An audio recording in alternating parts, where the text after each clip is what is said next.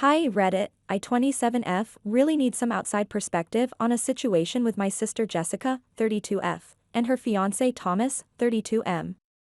What started as wedding drama has turned into something much bigger, and I'm honestly struggling to tell if I'm in the wrong here. For context, I work as a freelance graphic designer. I've been doing this for about 4 years now, ever since I graduated college. While my business is stable and growing, I have regular clients and a steady income. My family has never approved of my career choice. They wanted me to take a proper job at a corporation, like my sister did. Speaking of my sister, Jessica has always been the golden child in our family. She followed the path our parents wanted, got a business degree, landed a corporate job, bought a house in the suburbs, and now she's getting married. Meanwhile, I'm the black sheep who threw away stability to chase my dreams, at least according to them. We were never particularly close, Jessica and I.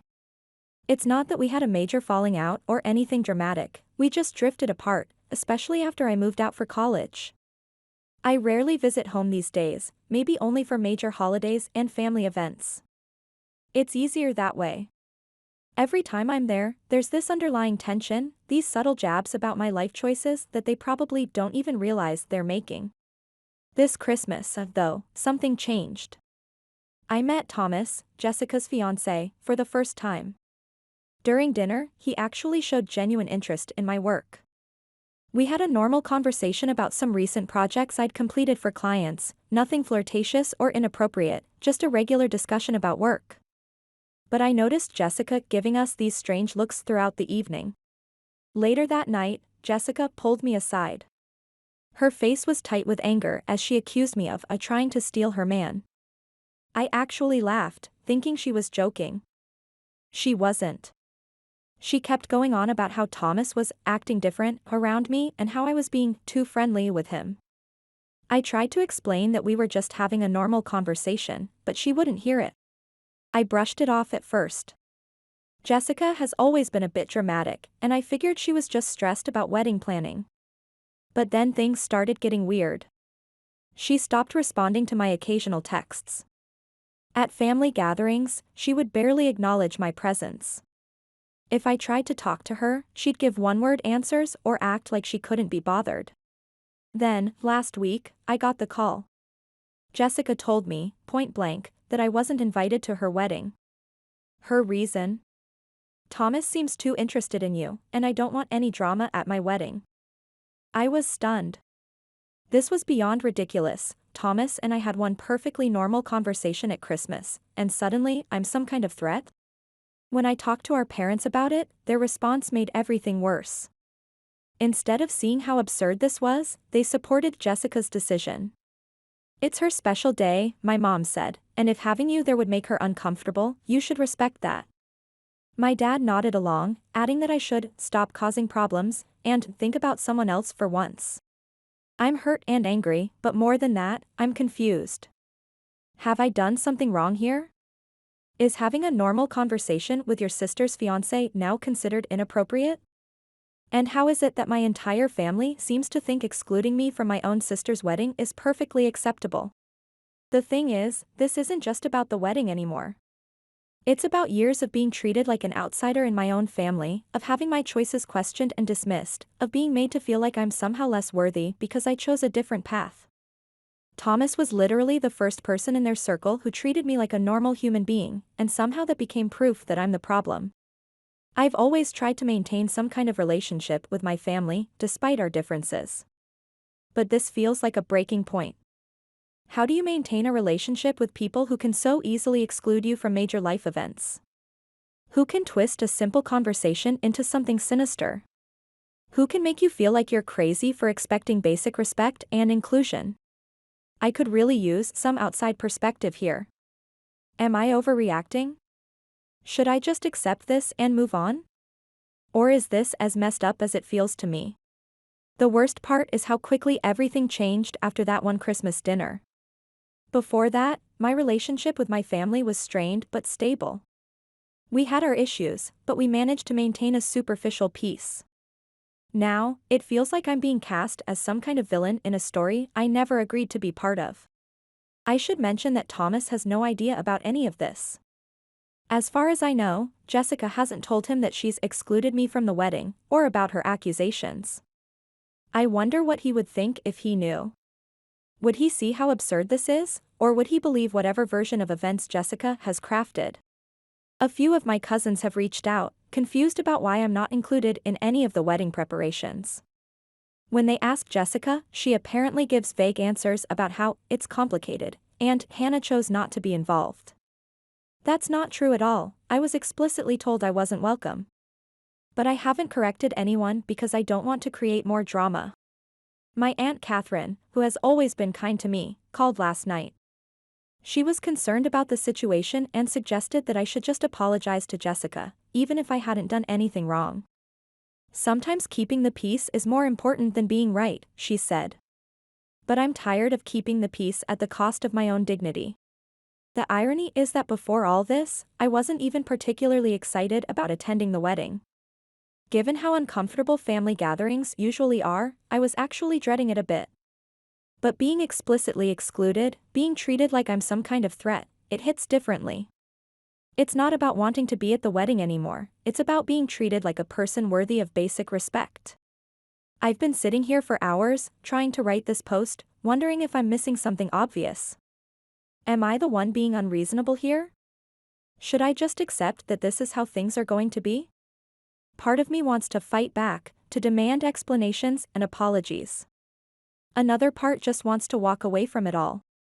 My phone keeps lighting up with messages from relatives, some supporting Jessica, others trying to mediate, a few actually taking my side. But all I can think about is how my own sister, the person I grew up with, could believe I would try to steal her fiancé. How my parents, who should know me better than anyone, could support such a ridiculous accusation.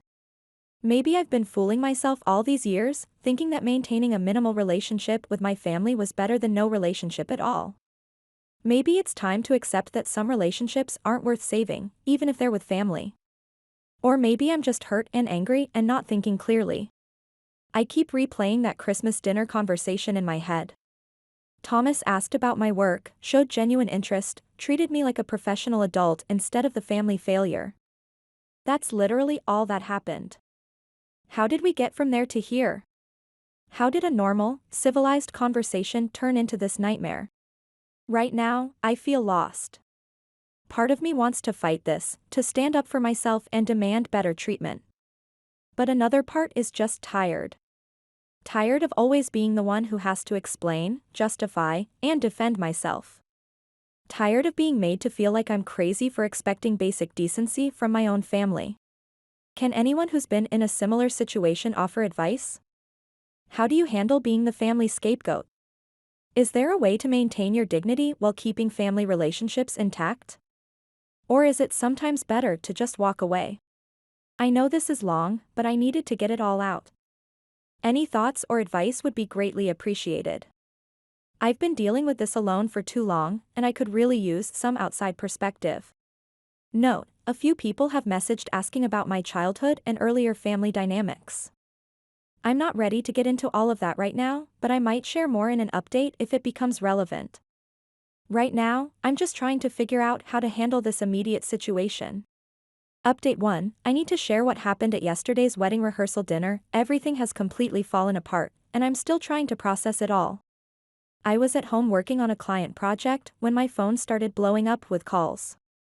First from my dad, which never happens, he usually gives up after one missed call, then my mom, and finally Jessica. All of them sounding desperate and emotional.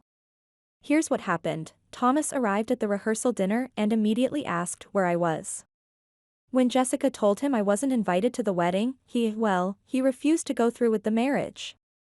Not in an angry way, but in a quiet, determined manner that apparently shocked everyone there. According to my dad, Thomas stood up in front of everyone, both families, all their friends, the entire wedding party, and said he couldn't marry someone who would exclude their own sister from their wedding. He called it a revealing insight into Jessica's character, and said he'd been watching how our family treats me, and he wanted no part of it. Jessica called me sobbing, begging me to come to the venue and tell everyone there had been a misunderstanding. She wanted me to say it was my choice not to attend the wedding, that she never excluded me. Please, Hannah, I can't lose him.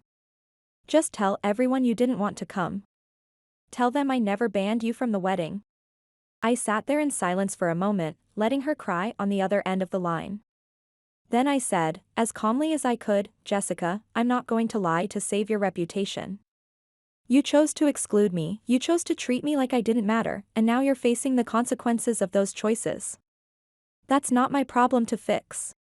She started screaming that I was ruining her life, that I must have somehow planned this, that I'd been trying to steal Thomas all along. It was like she was living in an entirely different reality. My phone hasn't stopped buzzing with messages from relatives I haven't heard from in years. My mom left a voicemail saying I need to fix this because family comes first. My dad sent a text saying I'm being selfish and destroying my sister's happiness out of spite. But here's the thing, I didn't do anything. Thomas came to his own conclusions by watching how my family treats me. He made his decision based on their actions, not anything I said or did. And honestly, that feels like the most complete vindication I could have asked for. Someone finally saw what I've been dealing with all these years. Someone looked at how they treat me and said, this isn't okay. And not just anyone, the person Jessica was planning to marry saw it and decided he wanted no part of it. Through my aunt, I heard that Thomas has blocked Jessica's number and told his family the wedding is definitely off. His exact words were apparently, I won't marry into a family that thinks it's acceptable to exclude and gaslight one of their own. I turned off my phone after that.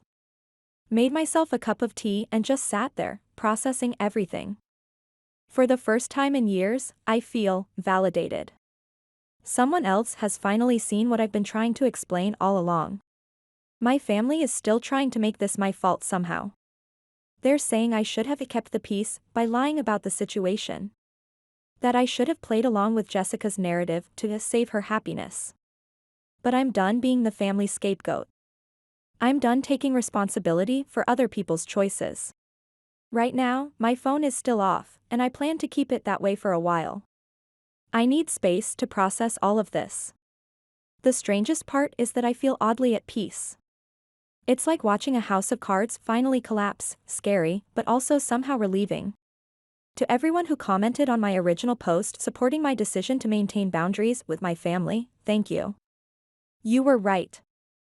Sometimes the best thing you can do is step back and let people face the consequences of their own actions. I doubt this is the end of the drama, but for now, I'm just going to focus on my work and my peace of mind. If there are any significant developments, I'll post another update. For now, though, I'm going to pour myself another cup of tea and enjoy the quiet. It feels like the calm after a storm, and I'm going to savor it while it lasts. Update 2. Many of you asked about my childhood and why I've always been distant from my family. I wasn't ready to share this before, but given recent events, I think it's time to explain some things. I have high-functioning depression. For years, I struggled with constant exhaustion and a deep sense of disconnection that I couldn't explain. My decision to become a freelance designer wasn't just about following my passion, it was about creating a work environment where I could manage my mental health. The first major breakdown happened during my junior year of college. I was working on a group project, and the constant interaction, deadlines, and pressure became overwhelming. One day, I simply couldn't get out of bed. My roommate, concerned about my state, practically dragged me to the campus counseling center. That's where I met Dr. Parker, the first person who really listened to me. She didn't dismiss my feelings or tell me to toughen up. Instead, she helped me understand what was happening. After several sessions, she referred me to a psychiatrist who diagnosed me with high-functioning depression. When I tried to explain this to my family, their reaction was, well, exactly what I'd feared. My mom said, these doctors are just labeling everything as a disease to make money. My dad accused me of looking for excuses. Jessica told her friends I was being dramatic for attention. During one particularly difficult family dinner, I tried to explain how depression affects my daily life. I'd prepared statistics, research, even testimonials from other professionals managing similar conditions. My dad cut me off halfway through, saying, when are you going to stop making excuses and start living in the real world? That's when I realized they would never understand. Their image of me as the difficult child, the dramatic one, the problem to be fixed, it was set in stone. No amount of medical documentation or professional success would change their minds. The decision to become a freelancer came after a particularly rough experience at my first corporate job. The rigid schedule, fluorescent lights, constant meetings, and office politics were destroying my mental health. I'd come home every day completely drained, barely able to function. My therapist at the time suggested that a more flexible work arrangement might help manage my symptoms better. When I quit my corporate job to start freelancing, my family acted like I was having some sort of breakdown. They couldn't understand that I was actually making a carefully considered decision to protect my mental health. Jessica even staged an intervention, complete with pamphlets about getting your life back on track. What they never understood was that freelancing saved me. Being able to control my environment, set my own schedule, and work in ways that accommodate my mental health, it's made all the difference. My business is successful not in spite of this choice, but because of it. Looking back now, I can see how this pattern of dismissal and disbelief played directly into the wedding situation. When Jessica accused me of trying to steal Thomas, it wasn't really about him at all.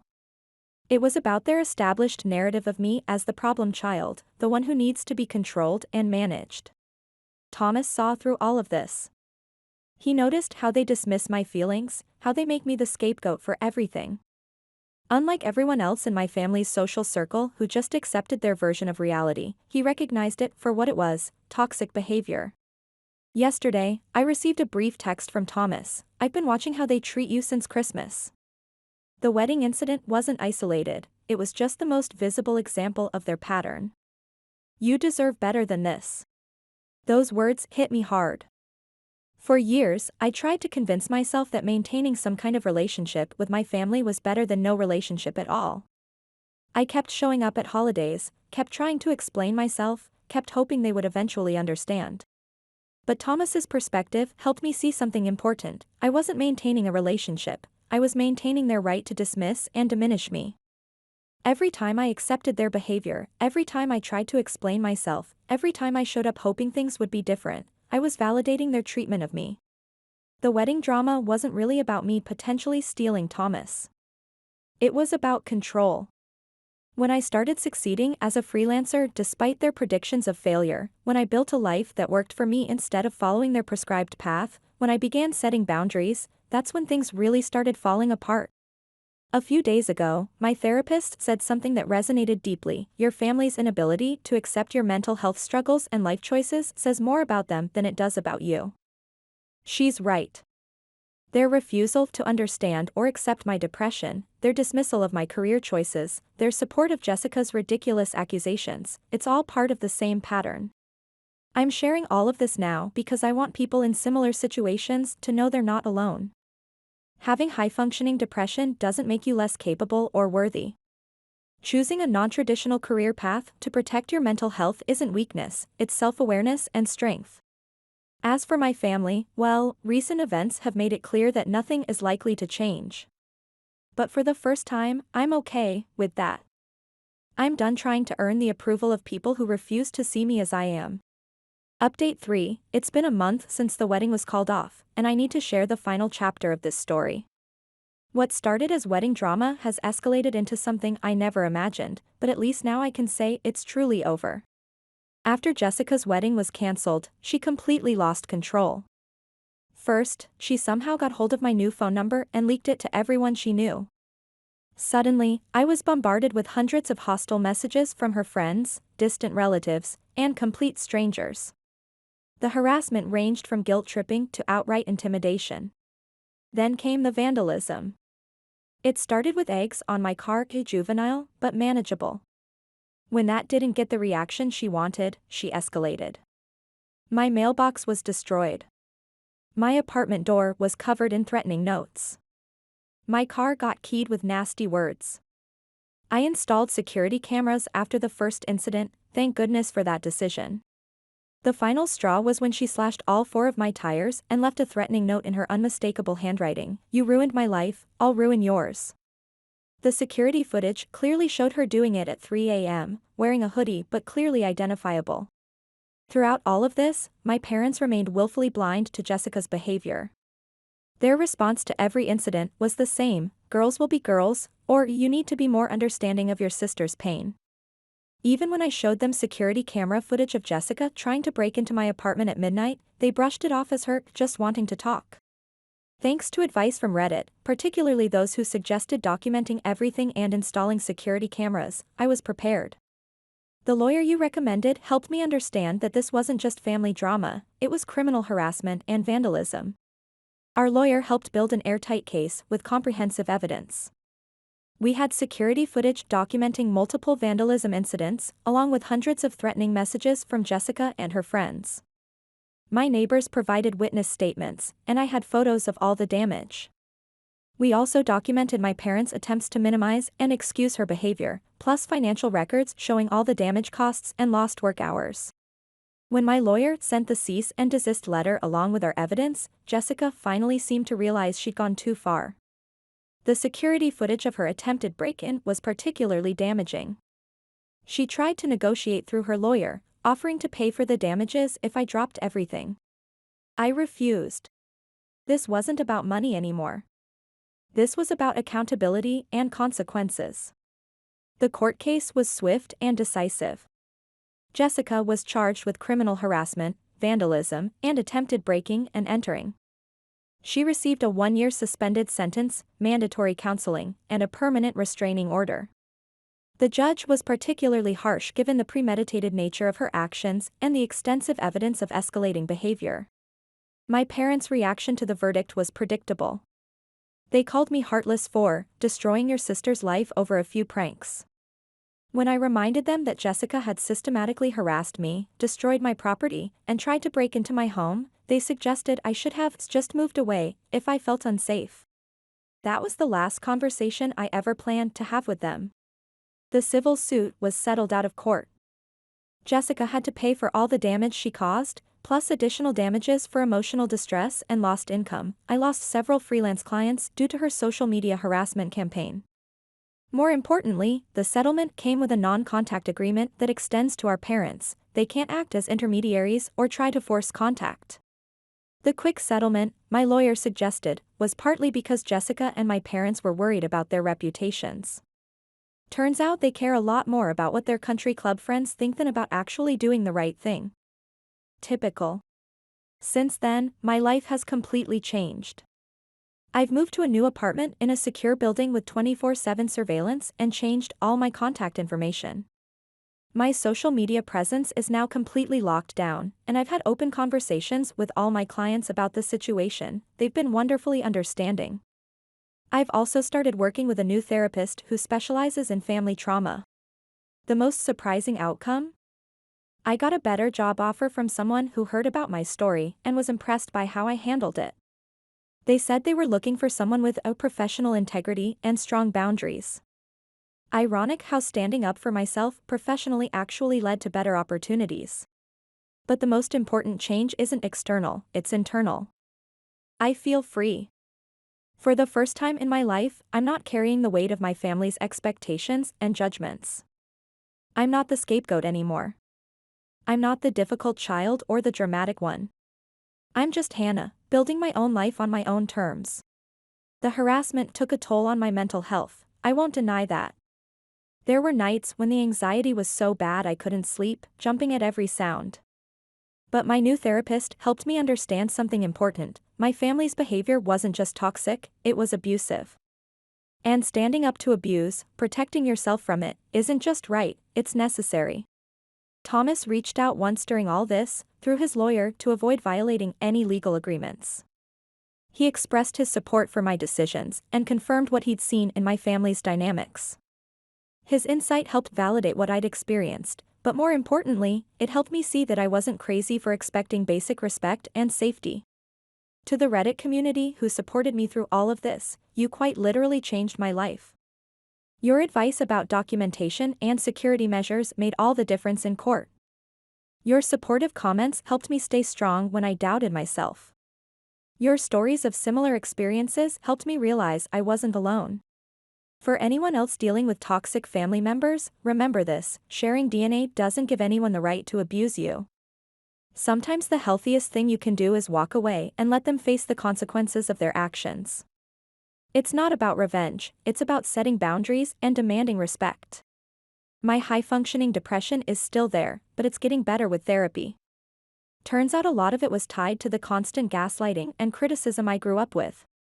Who knew that cutting out toxic people could be such effective treatment? Now that this chapter of my life is truly over, I won't be updating anymore. I'm focusing on my studies, my career, and building a new support system of chosen family. The kind of family that respects boundaries, accepts differences, and treats each other with basic human dignity. To everyone who followed my story and offered support, thank you. You helped me find the strength to stand up for myself and the courage to walk away. They say the best revenge is living well. I'd add that the best closure is knowing you finally stood up for yourself. I'm done being anyone's victim or scapegoat. My life is my own now, and I'm never looking back. Goodbye, Reddit, and thank you for everything.